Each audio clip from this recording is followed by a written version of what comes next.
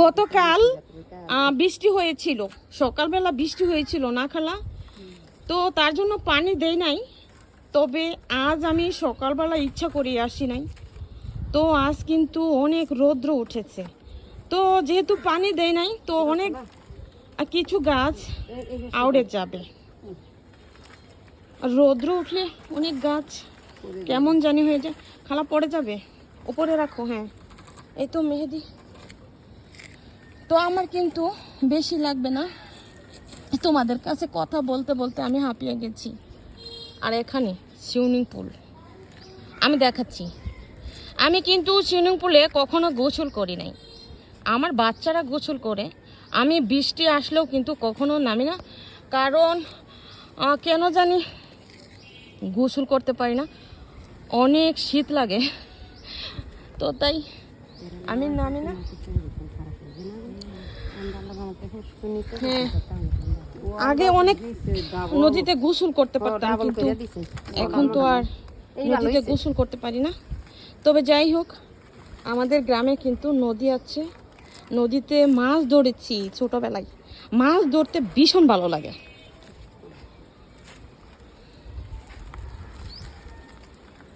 সবগুলো মেহেদি তুলে নেবে কেমন?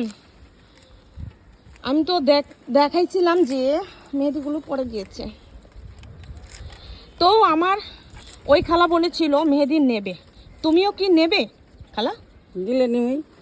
দিলে নেবে মানে তোমরা নিয়ে যা থাকবে তোমাদের খুশিতে আমাকে দেবে, ঠিক আছে? আমি অমন না,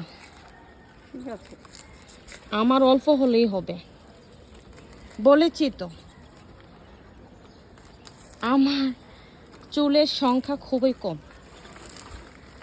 কারণ এক সময় ছিল আমার আবিদের যখন ছোট ছিল, ওই সময় কিন্তু মাশাআল্লাহ অনেক বড় বড় চুল ছিল।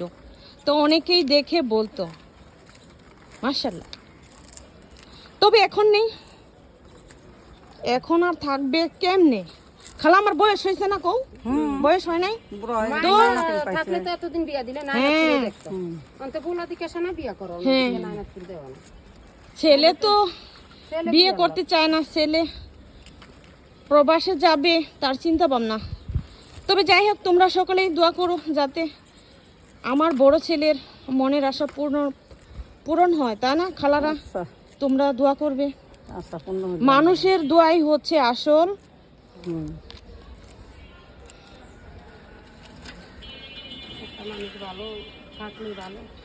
আর আমার দুই ছেলে, আমার ভিউয়ার্সরা জানে।